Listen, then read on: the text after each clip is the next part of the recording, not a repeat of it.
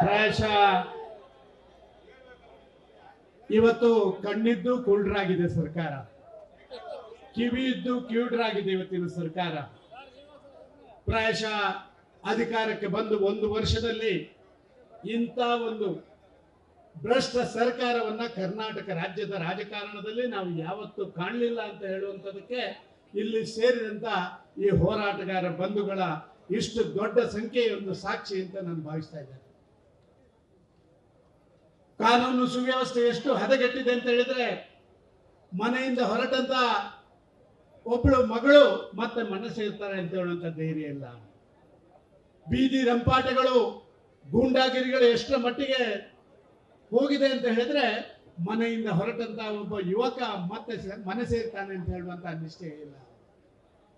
ಹಿರಿಯರು ಕನಿಷ್ಠ ಹಿರಿಯರಾದ್ರೂ ಹತ್ತಲೇ ಓಡಾಟ ಮಾಡಬಹುದು ಅಂತ ಹೇಳಿದ್ರೆ, ಯಾವಾಗ ಯಾವ ಗುಂಡಿಯಲ್ಲಿ ಬಿದ್ದು ಸಾಯ್ತಾರೋ ಅಂತ ಹೇಳುವಂತ ಆತಂಕ ಸಾಮಾನ್ಯ ಜನರಲ್ಲಿ ಬಂದದನ್ನು ಕಂಡಿದ್ದೇವೆ.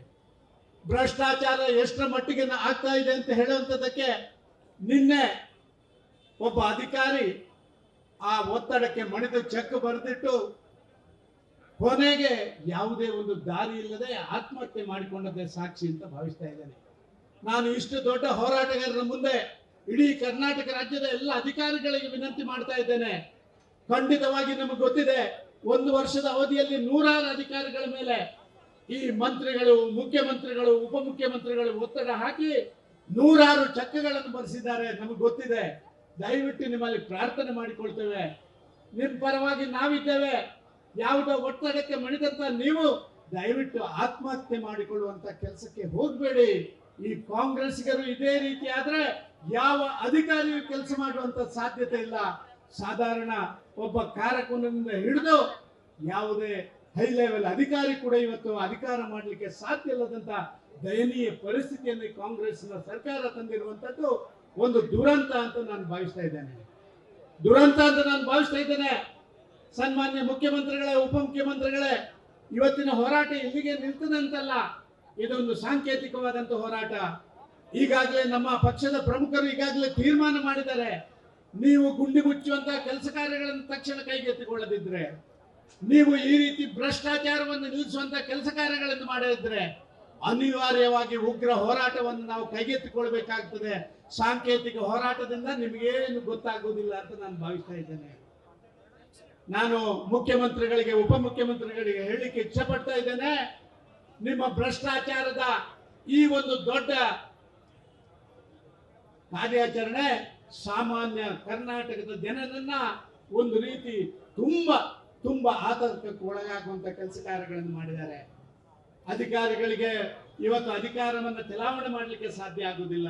ಕಾಂಟ್ರಾಕ್ಟರ್ಗಳಿಗೆ ಯಾವುದೇ ಬಿಲ್ ಅನ್ನು ಪಾವತಿ ಮಾಡದೆ ಅವರು ಯಾವುದೇ ಕೆಲಸ ಕಾರ್ಯಗಳನ್ನು ಮಾಡಲಿಕ್ಕೆ ಸಾಧ್ಯತೆ ಆಗದಂತ ಪರಿಸ್ಥಿತಿ.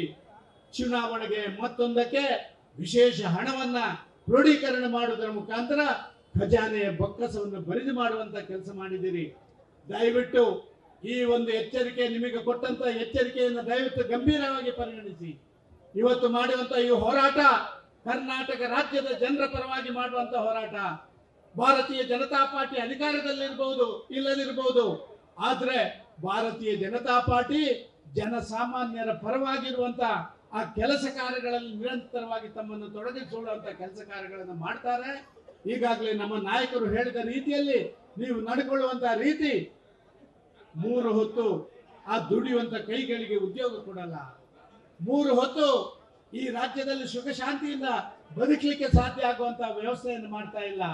ಇವತ್ತು ಎಲ್ಲಿ ಹೋದ್ರೂ ಕೂಡ ಈ ಗೂಂಡಾ ರಾಜಕಾರಣ, ಭ್ರಷ್ಟಾಚಾರದ ರಾಜಕಾರಣ, ಇದನ್ನು ಕೊನೆಗೊಳಿಸಿ ಅಂತ ಹೇಳುವಂತ ಮಾತನ್ನ, ಎಚ್ಚರಿಕೆಯ ಮಾತನ್ನ ಮಾತ್ರ ಈ ಸಂದರ್ಭದಲ್ಲಿ ಹೇಳಿ ಹೋರಾಟ ಮುಂದುವರಿಯುತ್ತದೆ.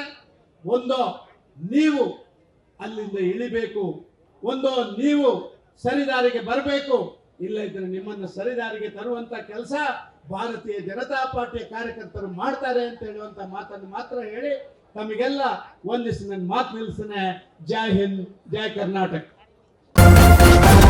ನ್ಯೂಸ್ ಫಸ್ಟ್, ನಿರ್ಭೀತಿಯಿಂದ ನಿಮ್ಮ ಪರವಾಗಿ.